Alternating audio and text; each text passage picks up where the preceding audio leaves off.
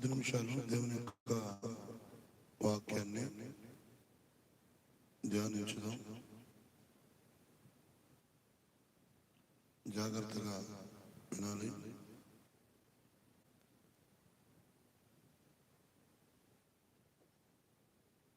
కొలసలకు రాసిన 3వ అధ్యాయము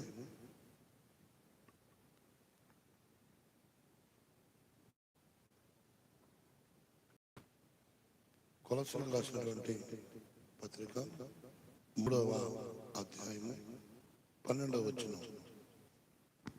కాగా దేవుని చేత ఏర్పరచబడిన వారును పరిశుద్ధులను ప్రియులైన వారికి తగినట్లు మీరు జాలిగల మనస్సును, దయాళుత్వమును, వినయమును, సాత్వికమును, దీర్ఘశాంతమును ధరించుకొనుడి. Praise the Lord. హల్లెలూయా. దేవుని చేత ఏర్పరచబడిన వారు, దేవుడు ఆత్మ మనలో ఉంటేనే ఉదయకాల సమయంలో ఎంతో ఆశతోటి దేవుని సన్నిధికి రాగలిగేది. దేవుని ఆత్మ లేకపోతే 7 దాకైనా పనుకుంటారు. దేవుడు మనలను ఏర్పరచుకున్నాడు.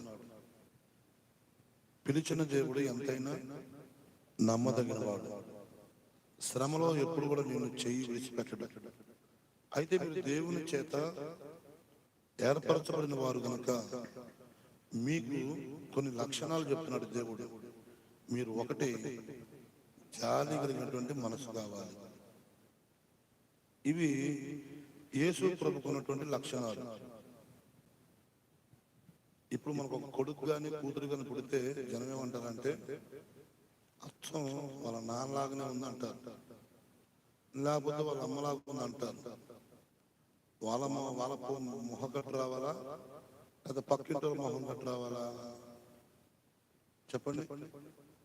మన యేసు ప్రభుని ఆరాధిస్తున్నప్పుడు మన పోలిక ఎవరి పోలికలాగా ఉండాలి?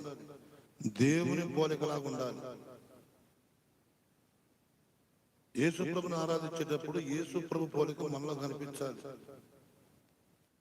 ఆయన పోలిక ఏంటంటే మీరు జాలి కలిగిన మనసు. మనం ఆరాధించే దేవుడు జాలి కలిగినటువంటి దేవుడు. ఆయన మించినటువంటి జాలికి ఎవరిలో లేదు. కాబట్టి ఇవన్నీ మనం ధరించుకోవాలి. ఒకటి, జాలి ఉండాలి మనలో. 2, దయాళత్వము. దయ కోరదగినది. వెండి బంగారం కన్నా దయ కోరదగినది. జాలిగల మనస్సు, దయాళత్వము. 3, ముఖ్యముగా వినయము. గౌరవించాలి, పెద్దవారిని గౌరవించాలి, వినయంగా నడుచుకోవాలి. వినయం చాలా ప్రాముఖ్యమైనది. ఈ భూమి మీద నాకు కలిసి రావట్లేదు అని చాలా మంది అంటారు. నిన్ను దేవుడు చేసే చిన్న పనైనా పెద్ద వ్యాపారమైనా దేవుడు నిన్ను దీవించాలి, ఆశీర్వదించాలంటే నీలో ఉండవలసిన క్వాలిఫికేషన్ వినయం. వినయము, సాత్వికము, దీర్ఘశాంతము, ఇవి ధరించుకోవాలి. ఇందులో నుంచి వినయము తీసుకుందాం ఈరోజు.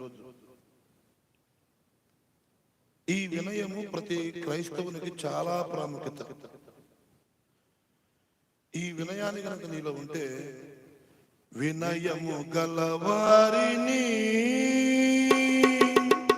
తగిన సమయములో హెచ్చించు వాడవని.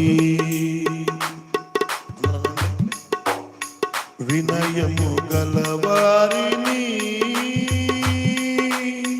తగిన సమయములో హెచ్చించు వాడవని. ఈ వినయము కనుక నీలో ఉంటే ఇక దేవుడు వచ్చి నీతోనే ఉంటాడు. ముఖ్యంగా గుర్తుపెట్టుకోండి, దేవుడు ఎవరితో సహవాసం చేస్తారట? వినయం ఎవరి దగ్గర ఉంటుందో వాళ్ళతోటి దేవుడు సహవాసం చేస్తాడు. ఇక వాళ్ళ దగ్గర నుంచి అసలు వెళ్ళనట్ల దేవుడు.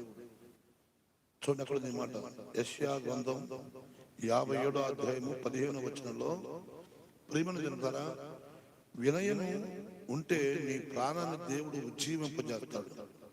బాధపడుతున్నావేమో, నీరసంగా ఉంటున్నావేమో, రోజు కృంగిపోతున్నావేమో, ఆలోచన చేసి చేసి చేసి జీవితం మీద విరక్తి పుడుతుందేమో. దేవుని యొక్క వాక్యం సెలవిస్తుంది. 57వ అధ్యాయం యెషయా గ్రంథం 57వ అధ్యాయం 15వ వచనంలో ఉంటుంది. అయినను వినయము గలవారి ప్రాణమును ఉజ్జీవింపజేయుటకును.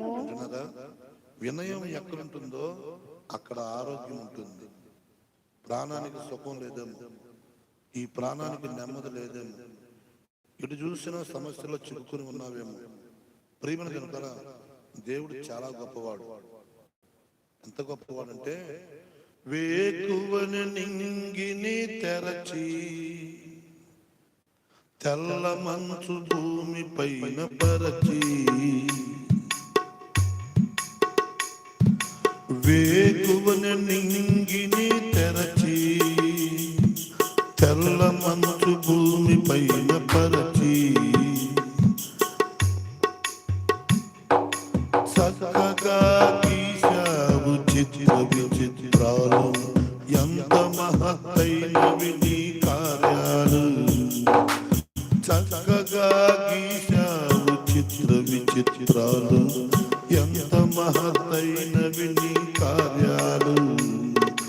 ఊహకు అందనిది నీ కార్యము, నా కన్నులకు ఇది ఆశ్చర్యము.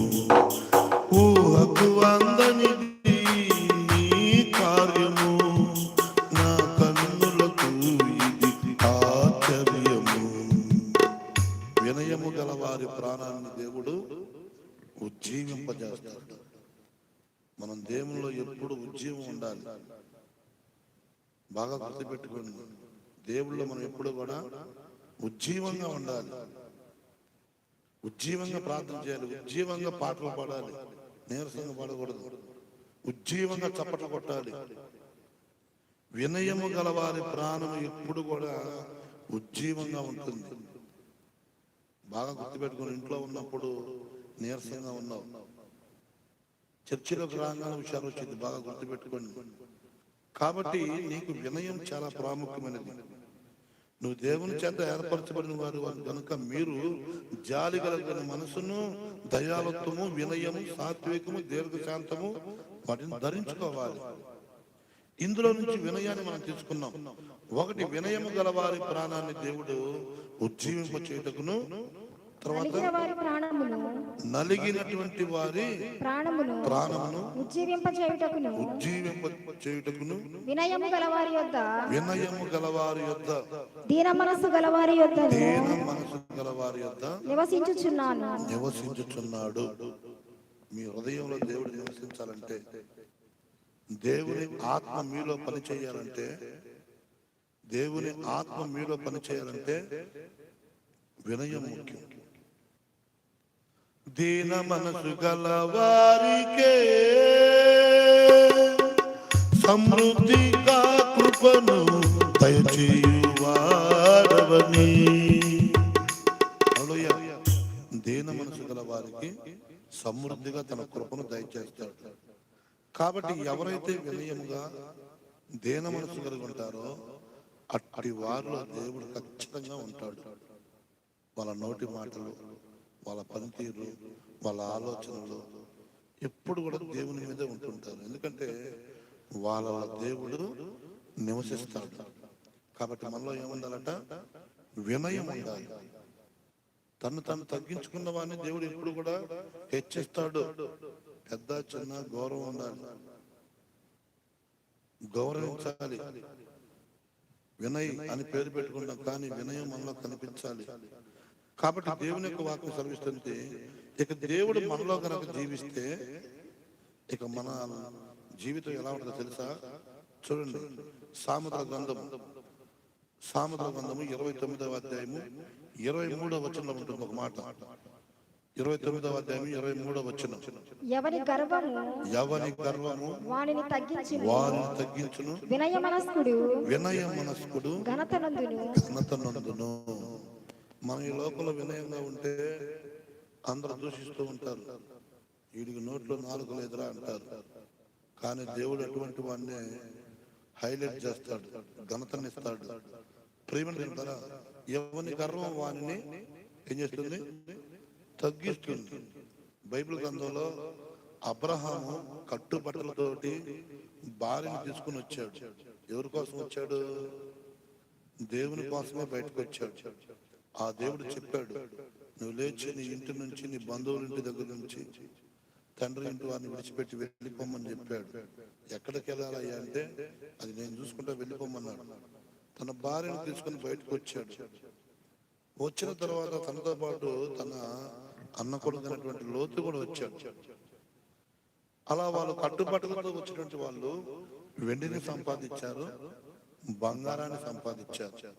మనం ఎప్పుడైతే దేవుని మాటను శ్రద్ధగా వింటామో, వినయంగా ఎప్పుడైతే జీవిస్తామో, దీన మనసు కలిగి ఉంటామో, జాలి కలిగి మనసు కలిగి ఉంటామో, వెంటనే దేవుని మాటకు మనం ఎప్పుడైతే లోపడతామో అప్పుడు దేవుడు మనల్ని దీవిస్తాడు.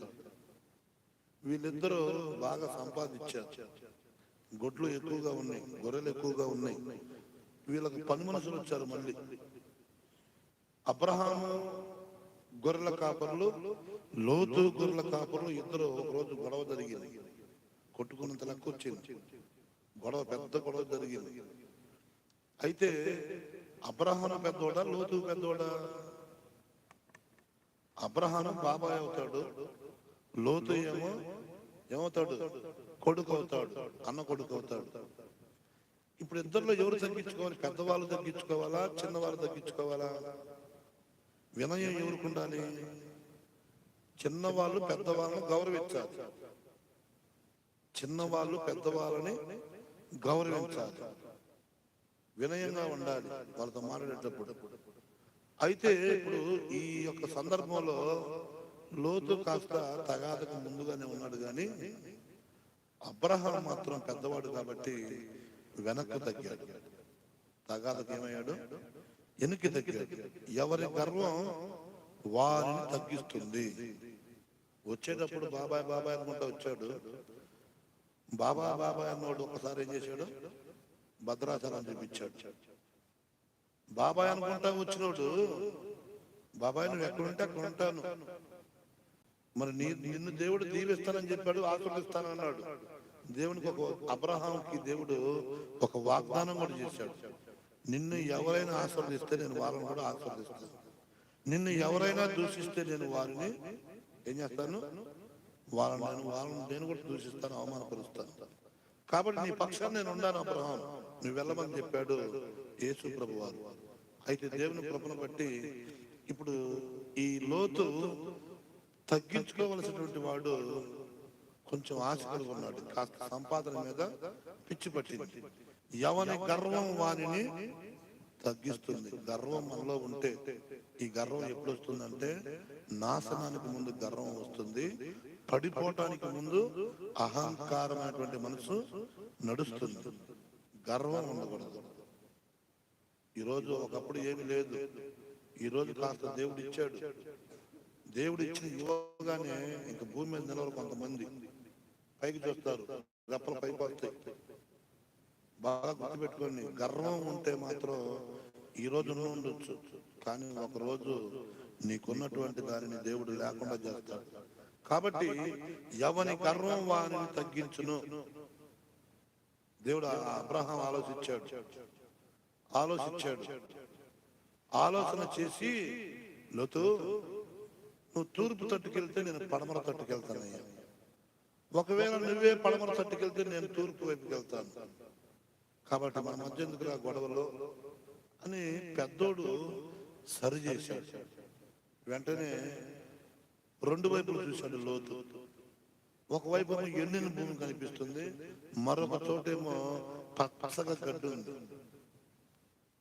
బాగా గుర్తు పెట్టుకొని ఎటు వెళ్తావురా చూస్తే ప్రేమ సొదొమ గొమొర్రా వైపు, అటువైపు కళ్ళెత్తి చూశాడు. నాకు అది కావాలన్నాడు. ఎండిపోయినటువంటి భూమి, ఏ మొక్క కూడా ఉన్నటువంటి భూమిని ఎవరికి ఇచ్చారు? అబ్రహాంకి ఇచ్చాడు. ఒకళ్ళు చెడిపోమ్మంటే మనం ఎప్పుడు చెడిపోం, ఒకరు దూషిస్తే నువ్వు దూషించబడవు. నీలో గనక వినయం కనుకుంటే, దీన మనసు గనక ఉంటే, ఎవరు దూషించినా నిన్నే దేవుడు పట్టించుకుంటాడు. ఎవరు నిన్ను అవమానపరిచినా దేవుని యొక్క కనుదృష్టి నీ మీదే ఉంటుంది. కాబట్టి ఎవరి గర్వం వాడిని తగ్గించును, వినయ మనస్కుడు ఘనత నొందును. వినయాన్ని చూపించాడు అబ్రహాం. ఆ రోజు అబ్రహాం కొట్టేవాడే, అబ్రహాం చేతకాదు కాదు. ఈ లోతు పోయినాడు అక్కడ యుద్ధం, అక్కడ తన భార్యను పట్టుకొని పోయారు, ఆస్తిని పట్టుకుపోయారు. అప్పుడు అబ్రహాం అక్కడే ఫైట్ చేసి ఆ రాజు దగ్గరికి వెళ్ళి లోతు యొక్క కుటుంబాన్ని విడిపించాడు. అటువంటి బలాఢ్యుడైనటువంటి అబ్రహాం చేతకాని వాడేం కాదు, ధైర్యవంతుడే. ఏదన్నా గొడవకి వెళ్తే గొడవలో కూడా పాల్గొని పంచుకుంటాడు. అట్టాటోడు కూడా తగ్గించుకొని, నీ ఇష్టం రా, నువ్వు వెళ్తే వాటి నేను ఇటు వెళ్తాను అని ఏదో ఒక మార్గాన్ని చెప్పి తగాదని ఏం చేశాడు, తగ్గించాడు. వినయ మనస్కుడు ఘనతను పొందుతాడు. ఇటువంటి ఘనత మనకు కావాలంటే మనలో ఉన్నటువంటి గర్వం మనలో నుంచి తొలగిపోవాలి. చూడండి, బైబిల్ గ్రంథంలో 15వ అధ్యాయం 33వ వచనం, సామెతల గ్రంథం 15వ అధ్యాయం 33వ వచనం, సామెతల గ్రంథం 15వ అధ్యాయం 33వ వచనం. యెహోవాయందు భయభక్తులు కలిగి ఉండుట, భయం ఉండాలి ప్లస్ భక్తి ఉండాలి. యెహోవాయందు భయభక్తులు కలిగి ఉండుట జ్ఞానాభ్యాసమునకు జ్ఞానాభ్యాసానికి సాధనము, ఘనతకు ముందు వినయముండును. ప్రజలలోయ ఘనతకు ముందు ఏముంటుందంట, వినయం ఉన్నటువంటి వాళ్ళకు మంచి పేరు వస్తుంది ఈ భూమి మీద. వినయమును చాలా అంచనా తక్కువగా వేశారు. వినయం బాగా విలువైంది బైబిల్లో. ఈ వినయం అనేది దేవుడిచ్చేది, దీన మనసు అనేది దేవుడిచ్చేది. వీటి రెండింటిని నువ్వు నీ హృదయంలో పెట్టుకుంటే ఇక సాక్షాత్తు ఆ యేసు ప్రభువే వచ్చి నీలో ఉంటాడు. ఈ రెండు లక్షణాలు ఉన్నటువంటి వారి హృదయంలో ప్రభు తప్పనిసరిగా ఉంటాడు. వాళ్ళు పిలిస్తే దేవుడు పలుకుతాడు, కలవరిస్తే దేవుడు వారిని వెంటే ఉంటాడు. కాబట్టి ప్రియమైన ద్వారా ఘనతకు ముందు ఏముంటుంది, వినయం ఉంటుంది. ఒక మంచి హోదాలకు రావాలంటే, ఒక మంచి పేరు సంపాదించాలంటే నీకేముండాలి, వినయం ఉండాలి. ఈరోజు అబ్రహాం మంచి పేరు వచ్చింది, విశ్వాసులకు తండ్రి అని. విశ్వాసులందరికీ, భూమి మీద ఉన్నటువంటి విశ్వాసులందరికీ తండ్రి అని పేరు వచ్చింది. ఈ పేరు ఎట్లా వచ్చింది, అతనిలో ఉన్నటువంటి వినయమును బట్టి, అతనిలో ఉన్నటువంటి వినయాన్ని బట్టి ఈ పేరు వచ్చింది. అంతేకాదు, లాజరు చనిపోయినప్పుడు ఏ లాజరు, కురుకులతో ఉన్నటువంటి లాజరు దోగాడాడు. ధనవంతుని ఇంట్లో వాకిటి పడున్నాడు. అయ్యా ఒక రొట్టె ముక్క పెట్టాయని అడిగాడు. ధనవంతుడు రొట్టెను తుంచి ఇస్త్రీ పారేస్తే వచ్చి ఆ రొట్టె ముక్కలను ఏరుకొని తింటుంటే ఆ ధనవంతుడు కుక్కలను వదిలాడు. ఆ కుక్కలు వచ్చి అతని ఒంటిని నాకిని, ఇతడేమో కింద పడి రొట్టె ముక్కలు తింటున్నాడు. దేవుడు చూశాడు. ఇక్కడ బాధపడుతున్నటువంటి లాజరుని చనిపోయిన తర్వాత లాజరు యొక్క ఆత్మ ఎక్కడికి వెళ్ళింది, క్షయమైన శరీరం కుళ్ళిపోయింది. అక్షయ శరీరాన్ని ధరించి లాజరు పైకి వచ్చాడు. ఈ లాజరును చూసిన వెంటనే వినయం కలిగిన వాడు కావాలని చూశాడు దేవుడు.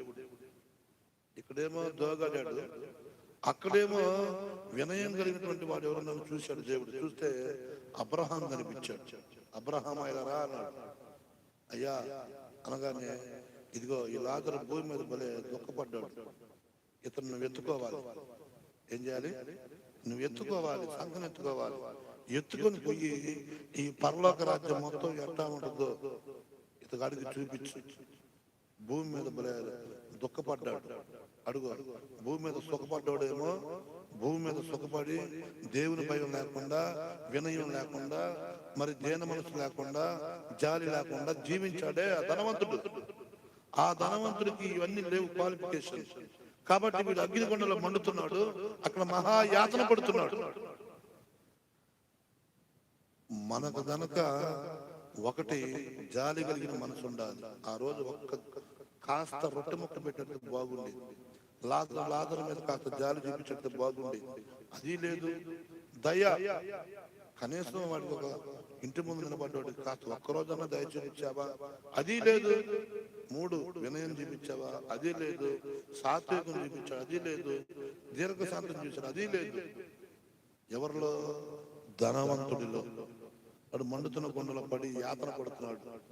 అంటున్నాడు, ఒక్క నీ చిటికిన వేలుతో ఒక్క చుక్క నీళ్ళు నాలుగు మీద అంటున్నాడు. వినయం లేకపోతే బాధపడతావు, వినయం లేకపోతే నష్టం వస్తుంది, వినయం లేకపోతే ఐశ్వర్యం ఉండదు, వినయము కనుక లేకపోతే రేపు మండుచున్న గుండంలోనికి వెళ్ళిపోతావు. కాబట్టి వినయాన్ని సంపాదించుకోవాలి. అబ్రహాం ఎక్కడున్నాడు చెప్పండి? చనిపోయిన తర్వాత పరదేశంలో ప్రేమ ద్వారా దేవుని దగ్గర కూర్చొని ఉన్నాడు. మనకి ఉదాహరణగా దేవుడు ఈ కురుపులుతున్నటువంటి లాజరును ఎత్తుకొని తిరిగాడు పరలోకంలో ఈ అబ్రహాం. కాబట్టి వినయమునకు ఘనత రావాలంటే ముందుగా మనలో ఏముండాలి? మన పేరుకు ఘనత రావాలంటే వినయం ఉండాలి. ప్రజలలోయ వినయం సంపాదించుకోవాలి. జాలి కలిగిన మనసు, దయాలత్వము, సాత్వికము, దీర్ఘశాంతము,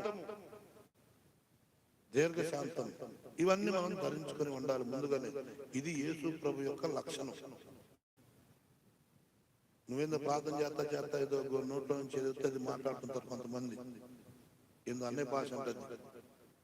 ఆ మాటలు మాట్లాడితే దేవుడు అక్కడ ఉండడు. అసలు దేవుని ఆత్మ దయ్యం ఆత్మ దేవుడికి బాగా తెలుసు.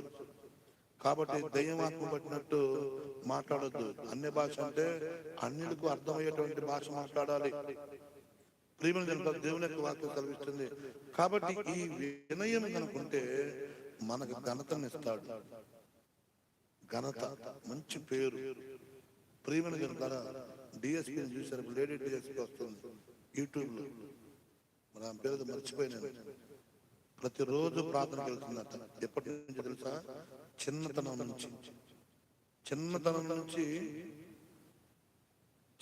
నుంచి ప్రార్థన అలవాటు. ఆమె వెళుతుంటే ఎవరైనా అడుక్కునే వాళ్ళు వస్తే ఖచ్చితంగా ఆమె దగ్గర ఉన్నదంతా పెడుతుందట. ఆమె దగ్గర తీసుకెళ్లే బాక్స్ లో అన్నటువంటి అన్నం కూడా పెట్టుదట.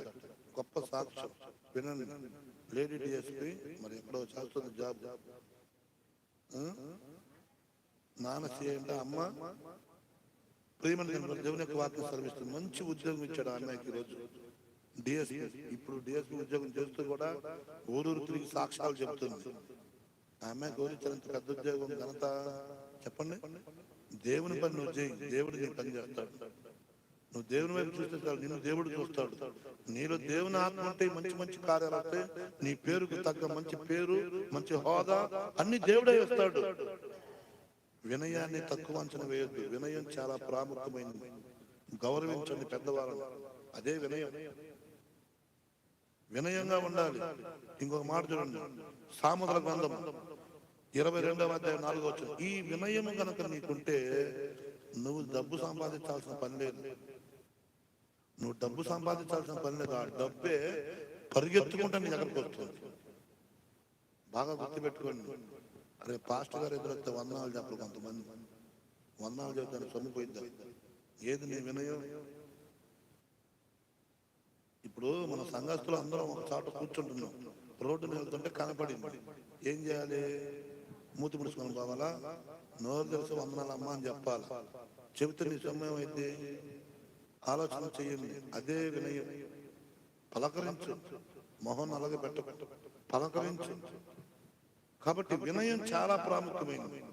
ఈ వినయము గనక నీకుంటే ఖచ్చితంగా దేవుడు ఐశ్వర్యాన్ని నీ దగ్గర పెడతాడు. తెలుసుకోవచ్చు. సకల సంపదలు, నా సంపదల గనివి నీవయ్యా, నా యేసయ్య సర్వస్వం నీవేనయ్యా. సంపదల గనివి నీవయ్యా, నా యేసయ్య సర్వస్వం నీవేనయ్యా. సమాధాన రాజా సంబరాలు చేయుచు గణమెత్తి పాడుకుందును, నిన్నే నా హృదయములో కొలుచుకుందును. సంపదల గనివి నీవయ్యా. సంపదల గని ఆయన. నువ్వు గనక ఈ రోజు నుంచి ఎదురుపడ్డప్పుడు వందనాలు చెప్పాలి. ఎదురుపడ్డప్పుడు పలకరించాల, తన్ను తాను తగ్గించుకోవాలి. అబ్రహాం తగ్గించుకున్నాడా? లోతు తగ్గించుకున్నాడా?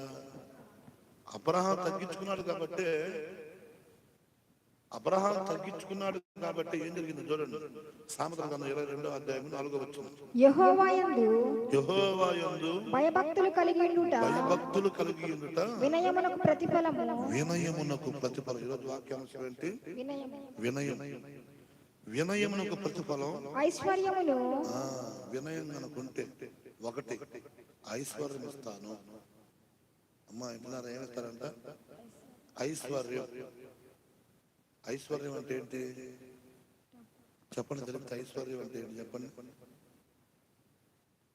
ఇంటి నిండా బంగారం, డబ్బు, హోదా, పలుకుబడి, మంచి హుందాతనం మొత్తం కలిపి ఐశ్వర్యం. ఐశ్వర్యం ఇస్తాను. ఏముంటే ప్రతి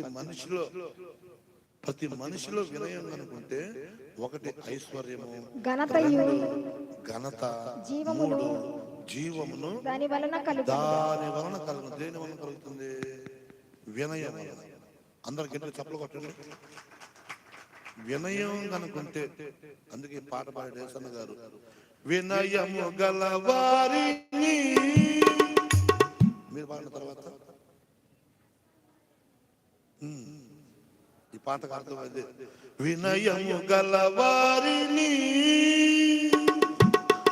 తగిన సమయములో హెచ్చించు వాడవని. వినయము గల వారిని తగిన సమయంలో దేవుడు హెచ్చిస్తాడు. తొందరగా నువ్వు టైం అయిపోయింది కాబట్టి ప్రేమ దేవుని యొక్క వాక్యం సెలవిస్తుంది. వినయము గల వారి వద్ద ఏముంటుందంట? ఐశ్వర్యం ఉంటుందట, ఘనత ఉంటుంది, జీవం. ఈ మూడు దేని గుర్తులు? ఐశ్వర్యము ఈ భూలోకంలో ఉన్నంతసేపు నువ్వు ఒకరికి ఇవ్వాలిగా తీసుకోకూడదు. రెండు, ఈ ఊర్లో నీకు మంచి ఘనత ఉండాలి. ఘనత ఇది దేవుని వల్ల కలుగుతుంది.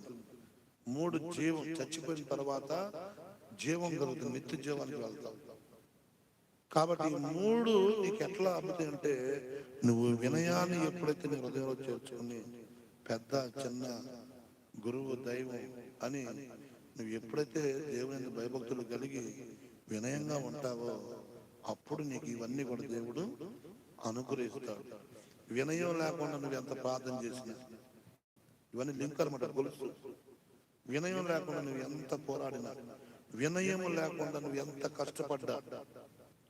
కష్టపడ్డా నీ సంపాదన ఏమవుతుంది? చిల్లిలు పట్ట సంచులు వేసినట్టుగా ఉంటుంది.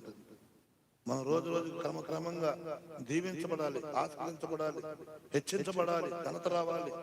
ఇవన్నీ రావాలంటే మనలో దేవుని యొక్క తగ్గింపు తత్వం మనకు కనపడాలి. యేసుప్రభు గొప్పోడా, శిష్యులు గొప్పోళ్ళ? అందరు నాగలా చూడండి. యేసుప్రభు గొప్పోడా? ఆయన 12 మంది శిష్యులు గొప్పోళ్ళ? ఆ 12 మంది శిష్యుల్లో దొంగోడు కూడా ఉన్నాడు. అందరి దగ్గర మెడ వంచాడు, నడుము వంచాడు. వాళ్ళ ముందు సతికిలపడి కూర్చొని తను తాను తవాలు తీసి నేలతో కడిగి వాళ్ళ పాదాలు కడిగాడు యేసు ప్రభు వారు. తగ్గింపు తత్వం చూపించడం లేదు. పెద్దవారు ఏం చేయాలి? చిన్నవారి దగ్గర తగ్గింపు తత్వం చూపించాలి. చిన్నవాడు కాబట్టి దుడుకుంటుంది, కాస్త చిన్నవాడు కాబట్టి కాస్త దుడుకుంటుంది. పెద్దవాడు ఏం చేయాలి? తగ్గించుకోవాలి. కాబట్టి యేసు ప్రభు లాంటి వాడు తగ్గించుకోవాలి. కాబట్టి ఈరోజు మనం కూడా అదే లక్షణం కలిగి ఉండాలి. ప్రియమైన చూడండి, బైబిల్లో ఆది కాండము 24వ అధ్యాయము 53వ వచనంలో ఒక మాట ఉంది. ఈ అబ్రహాం అంట 7 వారాల నగలు సంపాదించాడు. మీరందరూ వినండి, ఫస్ట్ వినండి, తర్వాత రోజు ఏం సంపాదించాడు? 7 వారాల నగలు అనగానే అందరికి వయసు గుర్తొస్తారు. వాళ్ళ దగ్గర ఉండి ఈ రోజు వేసుకున్న నగలు రేపు వేసుకోరు. సోమవారం వేసుకున్న నగలు సోమవారం రోజే వేసుకుంటారు. మళ్ళీ మంగళవారం వేసుకున్న ఈ ఒంటి మీద నీలాగా ఒక చెవుకు బుట్టలు పెట్టుకొని ఇంకయ్యే సంవత్సరాలు ఉంటాం కాదు. ఇవాళ పెట్టుకున్న బుట్టలు, మంగళవారం పెట్టుకున్న చెవులకు పెట్టుకున్న బుట్టలు మళ్ళా వచ్చే మంగళవారం పెట్టుకోవాలి. మెడలో గొలుసు కూడా అంతే. ఈ రోజు వేసుకుంటే మళ్ళా మంగళవారం వేసుకోవాలి. అట్ట 7 రోజులకి 7 వారాలు. 7 రోజులకి ఏడు రకాలు ఉంటాయి బంగారపు వస్తువులు. ఇవన్నీ ఎవరికి చేపించారో తెలుసా? ఎవరు చేపించారో తెలుసా? బైబిల్లో మొట్టమొదటిగా అబ్రహామే చేపించాడు. ఎవరి కోసం చేపించాడు? అసలు ఎప్పుడు కూడా బైబిల్లో దేవుడు బంగారం వద్దనలా. ఈ బంగారం ఎక్కడి నుంచి వద్దన్నాడంటే, దేనమ్మ పుట్టింది చూసారా? యాకోబుకి 12 మంది కొడుకులను ఒక కుమార్తె పుట్టింది. ఈ అమ్మాయి అన్ని అలంకరించుకొని పోయింది. అక్కడ ఆ అందాన్ని చూసి ఒకడు తీసుకొని పోయాడు. అక్కడి నుంచి వచ్చింది తేడా. ఈ అబ్రహాము డబ్బు సంపాదించి గొర్రెల గొడ్లతో పాటు వెండిని సంపాదించాడు, బంగారాన్ని సంపాదించాడు. చూడండి, బైబిల్ మీరు చూడాలనుకుంటే 13వ అధ్యాయంలో ఉంటుంది. ఆది కాండం ఇది తర్వాత ఇద్దరు 13వ అధ్యాయము 2వ వచనంలో ఉంటుంది. వెండి బంగారాలు బాగా సంపాదించాడు అబ్రహాం. ఎవరి కోసం తెలుసా? తన భార్య చాలా చక్కనిది. ఏం పేరు? ఆమె పేరు శారా. ఏమని పిలిచింది తెలుసా భర్తని? చెప్పండి. యజమానుడా అని పిలిచేది. ఒరే తారే అని అందు యజమానుడా అని పిలిచేది. మన అంత ప్రేమతో పిలుస్తుంటే భర్తకు ప్రేమ పొంగిపోయి సంపాదనలో నుంచి తీసుకొచ్చి శారాకి 6 నెలలకోసారి వస్తువు చేపించేవాడు. డబ్బులు మిగిలితే చాలు ఏం చేపించేవాడు?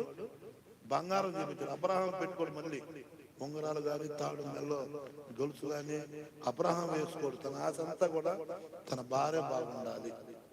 ఇట్లాంటి ఆలోచన ప్రతి మగాడికి వస్తే బాగుంటుంది. కాబట్టి ప్రియమైన చూడండి, బైబిల్లో 13వ అధ్యాయం 2వ వచనం.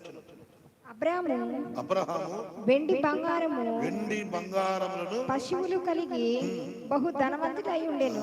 డబ్బు పెరిగిపోతుంది, ఆస్తి పెరిగిపోతుంది. ఇవన్నీ ఎవరిస్తున్నారు? దేవుడే ఇస్తున్నాడు. వినయమునకు ప్రతిఫలం ఐశ్వర్యం ఇస్తున్నాడు దేవుడు. ఇక చూడండి బంగారం ఎంత వచ్చింది. ఆమెకైతే ఇవాళ పెట్టుకున్న ఇవాళ మెల్ల వేసుకున్న తాడు బుధవారం రోజు వేసుకుని మళ్ళీ బుధవారం వేసుకునేది. బుధవారం వేరు, గురువారం వేరు అన్నట్టు ఒంటి మీద ఉన్న నగలు కూడా మారుతాయి. ఎందుకంటే చాలా అందగత్తే. బైబిల్ మొత్తంలో కూడా బాగా జాగ్రత్తగా వినండి. బైబిల్ మొత్తంలో కూడా వినయం కలిగినటువంటి స్త్రీ గాని ఏమలో లేదు వినయం కాస్త తగ్గింది. వినయం ఎవరి దగ్గర ఉందంటే అబ్రహాంలోనే ఉంది. పురుషుల్లో అబ్రహాంలోనే మనం చూడాలి వినయం అంటే. మొత్తం సంపాదించినంత తన భార్యకి ఒంటి మీద నగలు వేసేవాడు. డబ్బులు సంపాదించాడు, వెండిని సంపాదించాడు, బంగారాన్ని సంపాదించాడు. అయితే 120 సంవత్సరాలు 117, 125 బతికింది. ఆమె చనిపోయింది. మరి ఆమె చనిపోయింది. ఆమె బంగారం అంట ఆ ఒంటి మీద అన్ని తీసి ఒక పెట్టెలో పెట్టారు. మన వాళ్ళు కూడా పెడతారు, యూరులు పెట్టారు. అందులో కత్తి ఉంటది, చెప్పులు ఉంటాయి, వీరులు పెట్టి పెడతారు కొంతమంది ఇళ్లలో. ఇప్పుడు అబ్రహాం ఇంట్లో వీరులు పెట్టలేదు కానీ బంగారం పెట్టుంది. ఈ పెట్టెలో 7 రోజులకు సరిపోయేటువంటి నగలు ఉన్నాయి. మరి 7 రోజులకు సరిపోయినటువంటి నగలు ఎవరు వేసుకోవాలి? అబ్రహాంకు కూతురుందా? అబ్రహాంకు కూతురుందా? చెప్పండి, మీకు తెలిస్తే. అబ్రహాం కూతురు ఏమైనా ఉందా? కొడుకే పుట్టాడు. మరి ఇవన్నీ ఎవరు వేసుకోవాలి? కోడలు వేసుకోవాలి. మరి కోడలు ఎవరు కావాలని అబ్రహాము ఆలోచించాడు. ఈ కోడలు ఎవరబ్బా అని ఆలోచిస్తాయా? కానాను కుమార్తెలు అసలు వద్దయ్య, ఈ మనూరు పిల్లలు అసలు వద్దయ్య. అప్పట్లో అబ్రహాం కూడా మనూరు పిల్లలు అసలు వద్దన్నాడు. ఎందుకని? మనూరు పిల్లలు మంచోళ్ళు కాదు. మనూరు పిల్లలు మంచోళ్ళు కాదు. పూటకు సోకు చేస్తాను అంటది, రోజుకు పిక్నిక్ వెళ్దాము అంటది.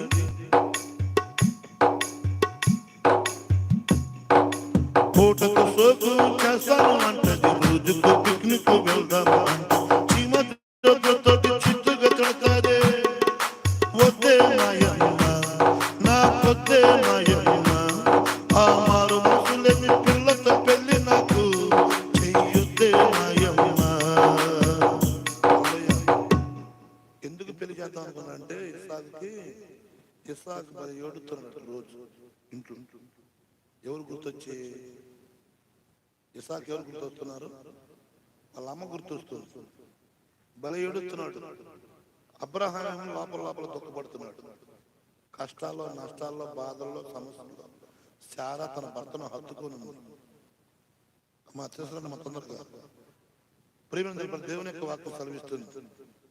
అన్నిట్లో సుఖ దుఃఖాల్లో పంచుకున్నది కాబట్టి ఆమె అబ్రహాంకి ఆమె మీద మనసు ఎక్కువగా ఉంది. ఆమె కోసం ఒకప్పుడు హాగర్ను కూడా విడిచిపెట్టాడు. ఎవరు విడిచిపెట్టాడు? శారా చెప్పినట్టు విని హాగర్ను విడిచిపెట్టాడు. శారా చెప్పినట్టు నడుచుకునేవాడు అబ్రహాం. ప్రియమైన తింటారా? అటువంటి అబ్రహాం సంపాదించిన సంపాదన అంతా కూడా ఆ పెట్టెలో ఉంది. కొన్ని వస్తువులు తీశాడు అందులో. నువ్వు వెళ్ళి నాహోరు పట్టణానికి వెళ్ళి అక్కడ ఉంటే తీసుకోమని చెప్పాడు. మంచి పిల్ల.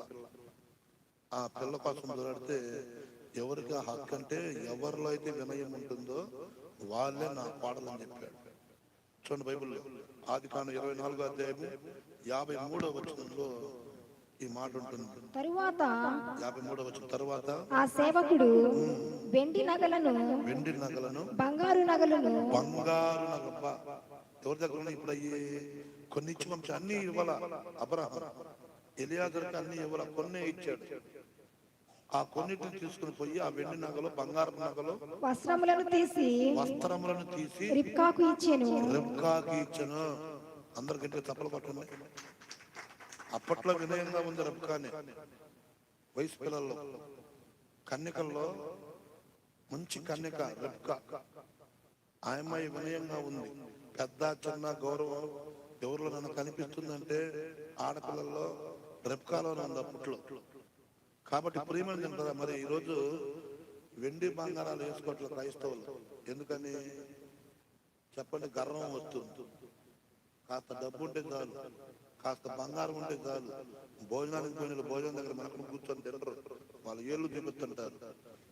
పెళ్లికి పోయిన పెళ్లికి పోయినట్టుండరు, వాళ్ళ మెడ చూపిస్తా ఉంటారు.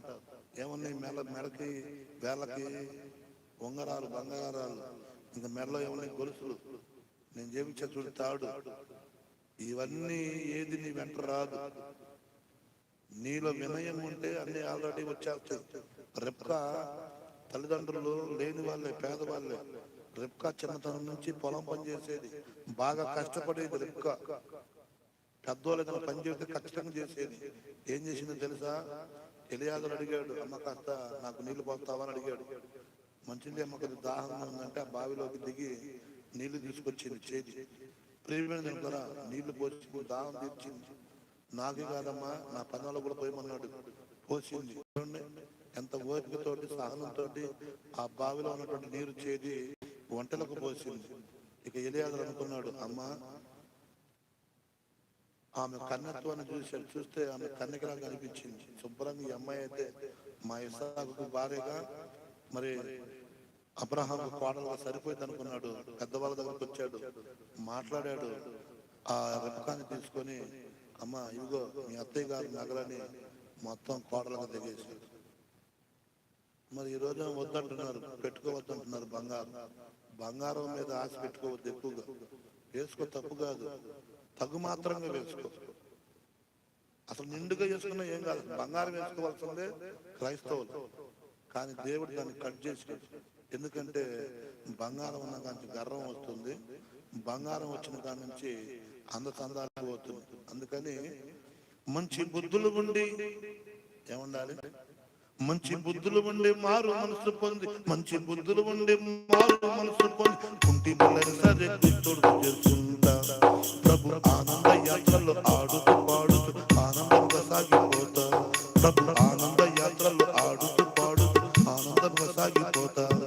లేదే మాయమ్మ, లేదే మాయమ్మ, ఆ చీకటి వెలుతురికి పొత్తు లేదే మాయమ్మ. శారమ్మ నగలన్నీ ఏమైనా కోడలు ఒంటి మీదకి వచ్చినాయి. హల్లెలూయ. అందరూ లేచి ఆశీర్వాదంతో సెలవు తీసుకుందాం. ఇప్పుడు వినయం ఎవరి దగ్గర ఉంది? ఒకటి అబ్రహాంలో, రెండు రిబ్కాలో. ఈ శారా పక్కన పెట్టండి. శారా ఒకసారి వినయం తప్పింది, మొగుడిని రెండో ఒక ఆమెను తీసుకొచ్చి పక్కలో పడేసింది. అక్కడ తగ్గింది. లేకపోతే అదొకటి భర్త పక్కన కూర్చొని ప్రార్థన చేయదాం. ఆమె ప్రార్థన ఆమె చేసుకునేది, కానీ భర్త పక్కన కూర్చొని ప్రార్థన చేయదు. ఎవరు ఆ పేరు? బైబిల్లో ఎవరు లేరు భర్త పక్కన కూర్చొని ప్రార్థన చేసేవాళ్ళు. భార్య భర్తలు కలిసి కూర్చొని ప్రార్థన చేస్తామండి అన్న వాళ్ళు ఎవరంటే చేయొచ్చండి, ఇద్దరం కలిసి కూర్చొని చేస్తామండి. ఎవరు లేరు ఎట్లాంటి ఇప్పుడు, అందరూ శారీరంగా ఉన్నారు, అందులో మధ్యలో చచ్చిపోయింది. ప్రార్థన చేసేటప్పుడు భార్య ప్రార్థన చేసేటప్పుడు భర్తను కూర్చోబెట్టి, భర్త ప్రార్థన చేసేటప్పుడు భార్యను కూర్చోబెట్టుకోవాలా, ఇద్దరు కలిసి చేయాలి ప్రార్థన. అట్లా చేసిన బైబిల్లో ఎవరు లేరు, ఒక్క కుటుంబమే ఉంది, వాళ్ళే అకుల ప్రిస్కిల. ఏ వృత్తి వాళ్ళదే? డేరాలు కుట్టే లేని వాళ్ళు, కుట్టుకునేవాళ్ళు, డేరాలు కుట్టుకునేటువంటి లారీ మీద వేస్తారే పట్టలు, ఆ పట్టలు కుట్టుకునేటువంటి వాళ్ళు భార్య భర్త ఏకంగా ప్రార్థన చేస్తారు. అటువంటి ప్రార్థన కలగకుండా ప్రార్థన చేద్దాం. అందరూ తలలో ఉంచుదాం, మోకరించుదాం. అయ్యా నాకు ఇటువంటి వినయాన్ని దయచేస్తే ఆ రోజు రెబ్కా మీదకి ఆశీర్వాదం వచ్చింది అయ్యా. అలాగనే ప్రభా అల్పుడను అయోగుడిని నన్ను నీ సులువు సాటును మరుగుపరచయ్యా. నువ్వు చెప్పినట్టుగా ఈ రోజు నుంచి దేవుని చేత ఏర్పరచబడినటువంటి మేము జాలి కలిగిన మనసును, దయాళత్వమును, వినయమును, సాత్వికమును, దీర్ఘ శాంతమును ధరించుకుంటామయ్యా. ఇవి ధరించుకున్న తర్వాతనే బంగారం అంటే ధరించుకుంటాం, లేదయ్యా. ముందు అలంకరించుకోవలసింది బంగారం వెండి కాదు, కానీ నిన్ను ప్రభు, నిన్ను మేము ధరించుకుంటాం అయ్యా. చెవులకు దిద్దులు పెట్టుకొని ఆ చెవులు దేవుని మాట వినేటట్టు సహాయం చేయండి. ఇదిగోనైనా వెండి బంగారాలు అయ్యా, మరి తలలో పువ్వులు, చేతికి గాజులు, ఇవి అడ్డం కాదు, కానీ పాపమే పత్యం, పరలోకమే నిత్యం కనుక ప్రభువా నీ వైపు దృష్టి పెట్టి నిన్ను ఆరాధించగలిగేటువంటి మంచి మనసు మా అందరికీ దయచేయమని యేసుక్రీస్తు నామములో ప్రార్థిస్తుండగా ఈ ఉపవాస ప్రార్థనలో ఘనంగా జరిగించయ్యా. నూతన ఆత్మలను మాకు పరిచయం చేయ్యా. నూతన కుటుంబాలు మాకు పరిచయం చేయ్యా. అనేక మందిని దేవుని సన్నిధిని తీసుకురాకండి. ఈ సంఘమును దీవించయ్యా. సంఘ సరిహద్దును విశాలపరచు. ఇదిగో తండ్రి సంఘాన్ని ప్రభు అభివృద్ధి పరచు. సంఘ క్షేమాభివృద్ధిని దయచేయమని తండ్రి మేము ప్రార్థిస్తున్నాను. గర్భఫలాలు లేనటువంటి వారికి గర్భఫలాలు దయచేయి. పేదరికంలో ఉన్నటువంటి వారిని లేవనెత్తయ్య. ఈ గృహాలు లేక బాధపడుతున్నటువంటి వారికి గృహాలు కట్టించయ్య. అప్పుల బాధలో ఉన్నటువంటి వారికి అప్పుల సమస్యను తీర్చయ్య. ఈ ఎఫ్సీబా ప్రార్థనా మందిరంలో ఈ లైవ్ లో చూస్తున్నటువంటి వారి కుటుంబాలలో ఎవరో ఎటువంటి బాధలు, ఇబ్బందులు, సమస్యలు పడుతున్నారో వారి సమస్యలన్నీ కూడా ఈ రోజు తొలగిపోయినట్లు సహాయం చేసి ప్రతి ఒక్కరు వినయమును ధరించుకున్నట్లు సహాయం చేయమని యేసుక్రీస్తు వారి దివ్య నామములో ప్రార్థించుచున్నాము తండ్రి, ఆమేన్. పరమ తండ్రి దేవుని ప్రేమ, కుమారుడైనటువంటి యేసుక్రీస్తు వారి యొక్క కృప, పరిశుద్ధాత్మ దేవుని యొక్క అన్యోన్య సహవాసం, సమాధానం, సంతోషం ఇక్కడ చేరిన బిడ్డలకు, వారి కుటుంబాలకును, సర్వలోకంలో ఉన్నటువంటి సకల పరిశుద్ధుల కుటుంబాలకును ఇప్పుడు ఎల్లప్పుడు సదాకాలము తోడై ఉండును గాక. ఆమేన్, ఆమేన్, ఆమేన్. క్రీస్తు ప్రేమలో వర్ధులు కాక. God bless you. Thank you. అందరికీ వందనాలు. మీరు వింటున్నటువంటి వాక్యములు ఇంటికి వెళ్ళి పిల్లలతో చెప్పుకోవాలా, భర్తతో చెప్పుకోవాలా, ఇరుగు పొరుగు వారితో అరుగుల మీద కూర్చున్నప్పుడు ఇటువంటి వాక్యముల గురించి మీరు చెప్పుకోవాలి. వ్యర్థమైనటువంటి ముచ్చట్లు చెప్పుకోకుండా వాక్యం గురించి చెప్పుకోండి. దేవుడు మిమ్మల్ని దీవించును గాక. ఈరోజు టిఫిన్ కార్యక్రమం చేస్తుందట. మరి దేవుడు ఆ బిడ్డను దీవించును గాక.